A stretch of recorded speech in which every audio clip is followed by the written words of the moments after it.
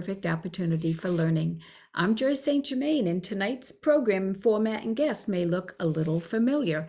This is part 2 of Hawkwing on the Res and Closer to Home, and once again, I'm here to invite my dear friend, Rochelle Ripley, founder and president of Hawkwing, 2015 CNN Top 10 Hero, and I forgot to mention last time, 2016 People Magazine Top 100 American Heroes.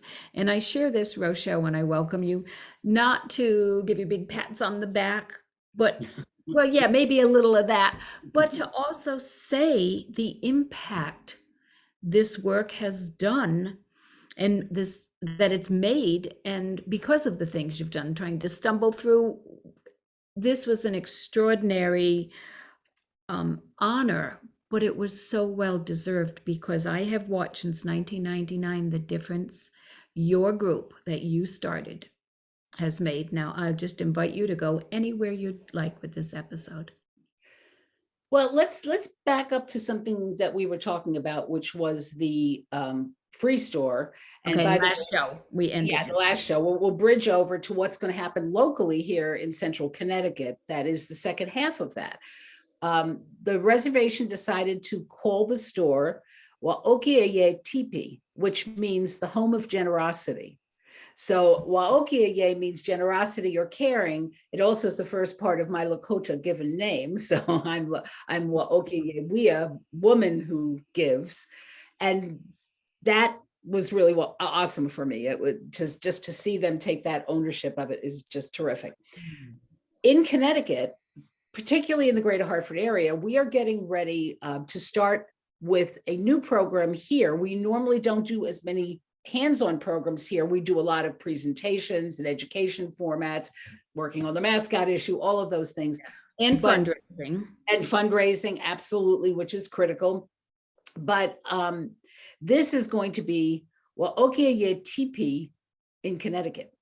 So we're going to be opening a free store here. We're looking for some funding for it, looking to some of my political leadership that I know well from years of prior work to see if they want to become a part of it, because they're very concerned about people in need here, right in our own communities here. So we're looking for a space. And as soon as we get that set up, this incredible largesse we get for free from Amazon will be divided up between what the reservation needs and what we can provide in a free store here.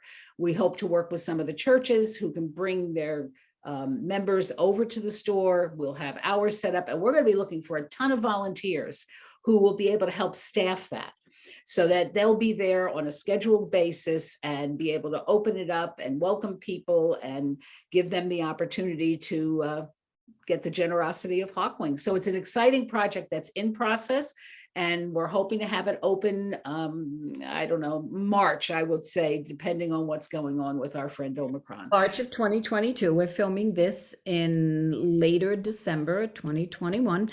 And just want to restate from our last show that Hawkwing is a nonprofit, just so people go, well, why should I? And is it risky if I volunteer, donate, whatever? So just well, we are a 501c3 nonprofit. I know the tax laws have changed a little, but for most people, they still can deduct their donations, especially if they're doing an extremely generous donation, let us say. But it is something that not just makes good use of some resources you may have, but it really welcomes your heart to open up and learn more about our original people, our First Nations, our indigenous people of this country, so that you can be part of the healing, because that underlies everything, is the healing. And we didn't mention this on the last show, and I don't know if you have numbers on hand. Since we started, how much have we given in either finances or equivalent? I just want to show people the impact that we've made. We're talking about individual programs, but let's just talk about amounts. So the last time I added it up, because with the pandemic, we were closed for a number of months, so that kind of slowed us down. So the 2019 2019 report to the Internal Revenue Service, which is part of our accountability. We have to report every single year. It's kind of the nonprofit's income tax, but you don't pay the taxes. Was slightly over $25 million in volunteering, direct gifts, funding programs, collectively all of what we do. So sometimes it's the value of Joyce coming out and running a yoga training for people so that can help with their stress management and their mental health, benefit. It includes that, but it's $25 million. And we have been able to keep our administrative overhead, which is a big issue with nonprofits. Some groups will use 25, 30% of their overall receipts for running their organization. Ours is 5%. So every dollar you donate, 95 cents goes directly to direct services. And let me state that our volunteers that go out on the res, we do so at our own expense, every single bit of it. So I think that's the true nature of the word volunteer. Right. But we work in partnership with Tribal Council. We work in partnership with the veterans. And we mentioned in our last show some of the things that we are hoping to do. There's so much to talk about, and our time goes by way too quickly. What do you want to make sure that you get to share with people in our time together? We have a lot of time left, but it is going to go by quickly. So I describe Hawkwing as a table, and this is our program. So on a table, you have 4 legs, and each of the legs of our table represent a category of what we have been giving and working on throughout these 22 years. So one leg is housing, doing housing improvement, ramps, all of those, repairs. One is education, and education includes scholarships to assist kids who may be able to get into college and may need a laptop, or they may need clothing, or whatever it may be, may need tuition assistance. So education and job training is another area. The third leg of the table is basic needs, including food, clothing, and the basic necessities of life, a bowl, a spoon, all those things that you need to exist. And then the fourth is the medical health issues. When you have all 4 of those legs secured, then you can put the tabletop on. And the tabletop is economic development and jobs. But if you are living in a home that is not secure and has no heat, and you don't have a bed, and your kids aren't in a bed, and you don't really have a workable car, how do you go to a job? And running water. We talked on and the running water, exactly. Don't have that. Yeah. And many of the outer districts are dirt roads. They are not passable in mud season. So we felt we had to put that infrastructure underneath the tabletop. So the ultimate goal is self-sufficiency, right? Whether it's food sufficiency, self-sufficiency, or whether it's job sufficiency, economic, that's the model that we've done. And we have worked on all 4 areas. We have a scholarship fund now that several donors did in memory for a child that they lost. We have the programs through medical and dental and prevention that are very active. We have a donor who is in the process of making a major decision for giving on food sufficiency. And as we've been talking, he and I, we've talked about the fact that we've been working on this issue from the very beginning. Not only are we the tribal recognized administrator for the food pantry, but we also have done garden tables.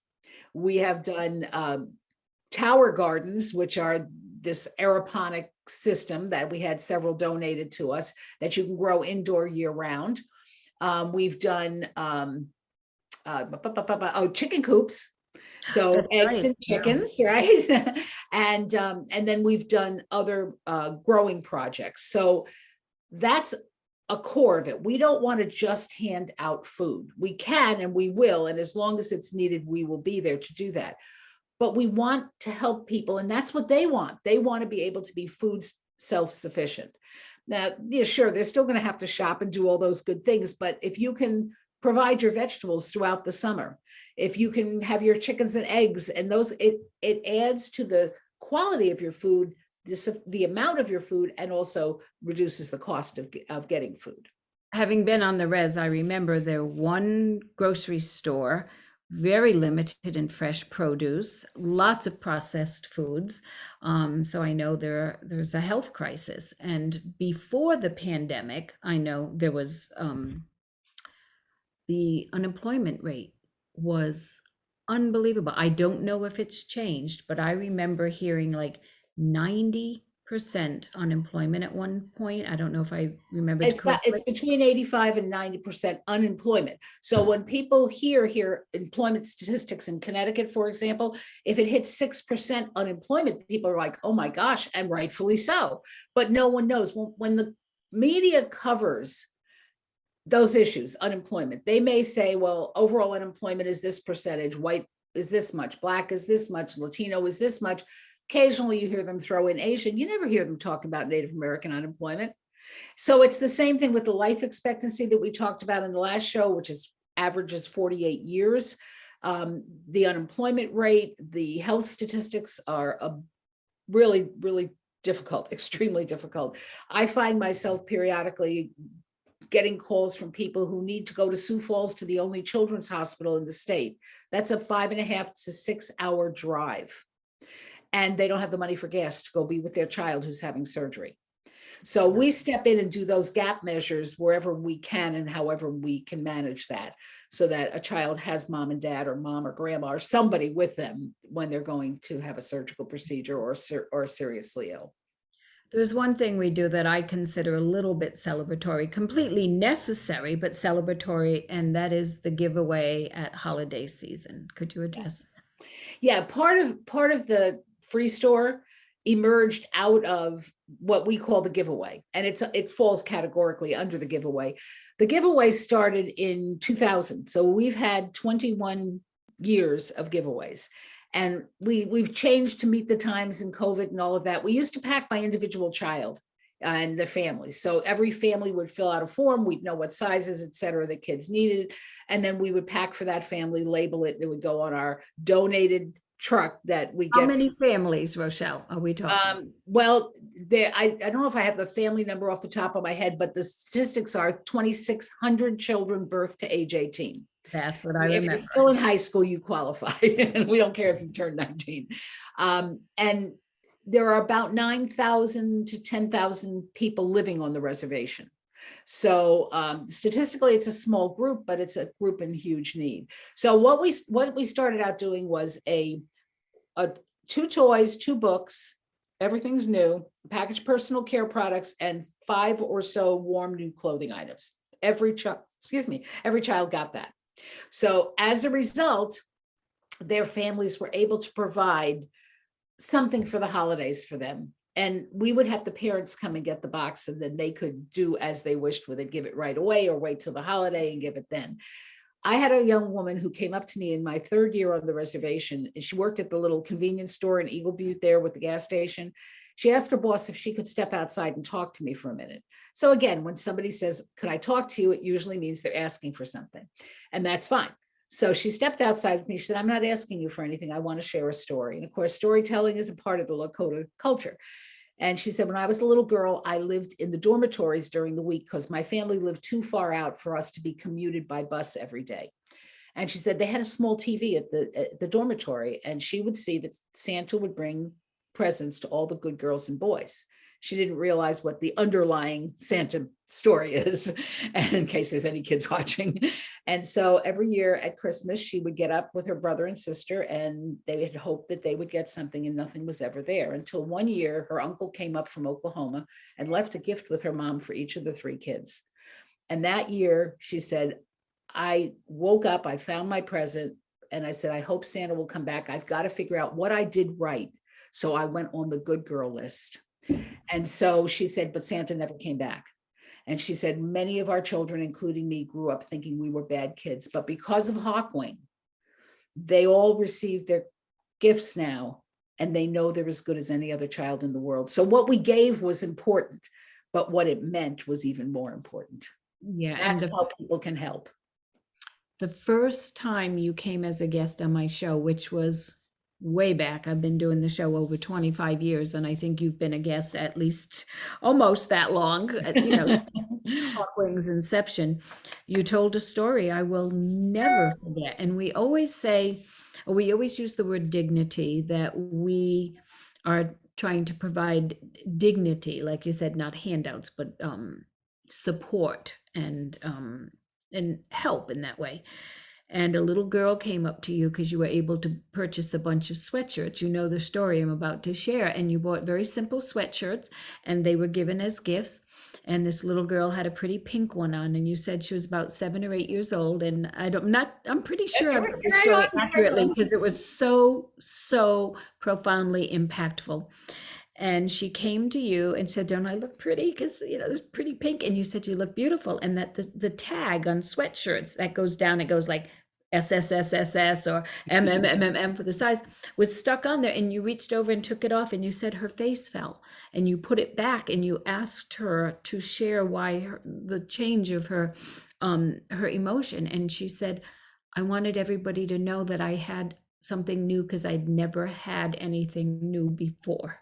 Yeah. I always cry when I tell that story. Broke my heart, and I'll never forget it. And I carry that with me every time we're preparing to go to the res, doing volunteer work, fundraising, to not ever have had a new piece of clothing, and to have treasured that so much that she wanted everybody to know that she deserved and was worth a new sweatshirt. And when we purchased, in that case, it was a purchase, I try my best to negotiate with corporations to get as good a price as we can get. And that particular time, it was the old Zayres stores that became Ames, that a long time ago, later on. And you can share, I think, who has supported us and been good for us, correct? Yes, absolutely. So they gave us the price of their wholesale price, which was $1.60 a sweatshirt. And when I think of how many times I've wasted a head of lettuce that went bad in the refrigerator, or, threw something out that was worth $1.60, and what a difference that made. We really are committed to shepherding every donation to get the maximum value for it, so that the person who's sharing with us, who's giving of their heart and their resources, knows that we will maximize every dollar to be sure that we can do as much help as we possibly can. That's been our motto from day one. And it has the kind of impact that we have just described, because we've seen it. We know that. As the seasons change, the needs change, what they need, and the kind of work we do, and the kind of groups and organizations that help us. Maybe you could speak to that, about faith groups and Eagle Scout projects and school groups. Yeah, Scout and youth groups are incredible for us. I do a lot of presentations at schools. I can still do them through this time via Zoom, and have done a number of them here. And then I ask the students to do a small fundraiser for us to help contribute. So I don't take anything personally for that, but at least it's another way of fundraising. And we've had 4 Eagle Scouts and 3 Gold Star Girl Scouts who have done their projects with Hawkwing. And it's always a thrill. They're extraordinary young people, and it's always a thrill. But we have scouts and youth groups and Girl Scouts and Boy Scouts and YMCAs. We have all kinds of youth groups, church youth groups that help us. We have about 57 faith communities that participate in the giveaway and hosting events and doing all kinds of fundraising for us. We have in excess of 500 businesses who donate product. And I'm talking Vitamin Angels, who gave us close to, I think it was $650,000 in vitamins.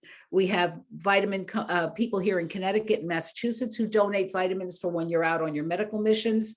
We have, let's see, women's groups, the Alpha Delta Kappa sorority, the teachers sorority, selected Hawkwing as its annual one. They only give a donation annually to one group, and they liked our proposal, which was to get a bookmobile on the reservation, since libraries are very hard to a library on the reservation, and it's hard to get there. So they purchased a bookmobile for us, and it's out. I remember, yeah. So that's a sorority. I have 12 or more colleges who are working with us. We have, I think the total number of schools is like over 100 schools that have worked with us. When I could, I went in person to do the programs. But they do a cash or an item, new items collection. So we have a broad base, as well as obviously individuals everywhere who, work. Rotaries. I mean, Rotaries are incredible for us in terms of what they're very generous people and they're very caring people. So that's also been another major resource for us. Our individual base and our individual volunteers who come in, they bring their families out. They bring their families out to the reservation so that they can help. And it is, to me, it's a gift to be able to sit in a central piece of this incredible organization. Our board is amazing, as you know, dedicated, incredible. And diverse. Oh, very diverse. And we collaborate and coordinate with the tribal council, the tribal chairman, and the programs on the res. So it's all integrated into a hopefully seamless, it feels seamless It does. process. So Now, I know, you can learn more by going to hawkwing.org. So it's hawk like the bird and wing like flying. One word, hawkwing.org. and we'll make sure we put that at the end of our show so that people will know how to reach you through phone, through email, and through the website. And I know as society, thankfully, at least part of society is trying to become less consumer based and more experience based. A lot of people are saying no gifts for my birthday and anniversary, whatever, and naming an organization to make a donation to. And children are doing that. They're starting to embody that compassion and that generosity. And Hawkwing could use those kinds of donations too. And then I think it's a great way to teach children or groups how to be generous of heart. And those, this may air a little too late for holiday parties, but they come around every year. Instead of those grab bag gifts of a coffee mug that everybody's got 57 coffee mugs in their cabinet that's got a cute little image on it or a joke, maybe choosing that as an option. I mean, there's so many ways that people can give and people can get involved. And I love that you always treat education as an important part of the work we do. And now Connecticut, as you shared in the last show, has passed legislation that you cannot name a group mascot or team after indigenous people. But there's still so much education that has to happen. And I've had teacher friends of mine, because I was a lifelong teacher, tell me that you did a presentation that completely changed the way they and their students understand Native history locally and nationally. And you're still doing that, but now through Zoom, because I think that's really important to really bring about change. Part of it has to be education. And talk about the school situation on the res. Well, size of the state of Connecticut. You taught in the West Hartford school districts. How many schools were in West Hartford? Yeah, 2 high schools. I want to say 16, 2 high school, 3 middle, and 10 or 11 elementary. It's been a while since I retired, but a lot. A lot. And Glastonbury, we have 10. On the size of the state of Connecticut, the reservation has 5 schools. So even to get to school is a long distance for a lot of our kids. There is also a small private school that some families opt for. I think they only have about maybe 20 students in that. So there's only 5 schools. So that is limiting in and of itself. So for after school activities and things like that, it's more difficult for the families to have to travel to get to some of those places. But, they have been underfunded all along. In the beginning, when we started, I had schools offer to give me textbooks, especially literature books. And then I would have to read the whole book because there would be stories in there. One I can remember very well it was the Thanksgiving story, which of course, if you educate yourself, the Thanksgiving story is a complete myth and it's an insult to what actually happened. The story started out there were 2 little girls. One was the indigenous child and the other was the pilgrim child. And in the book, they have her, the pilgrim child, talking in a very, very, great way. And then they turn to the native child, who, by the way, is bilingual because she's speaking both English and her native language. And it's like, me named Mary, my father be he strong. It was so insulting. I couldn't send the books out there. It was just awful. So yeah, there's a lot of education that needs, if a school contacts me, I'll give them the options. I'm also a storyteller with both original and traditional stories. So for younger kids, we can do the education through storytelling. Okay, hard to believe our time went by. You I might know, hear it's my crazy. little alarm go off in the background. Promise that you'll come back because Yes. we've got some great things that we're working on that are huge. And I'd love to share with our viewers as we go along. That'd be good. Just call me or email me, go to the website. There's a way to get a hold of me that way. I look forward to hearing from many of you. Great. Thanks, Rochelle. And to our Thank you. viewers, thanks for Happy New joining Year. us. Thank you. Thanks for joining us on the Sacred Journey. We'll catch you next time.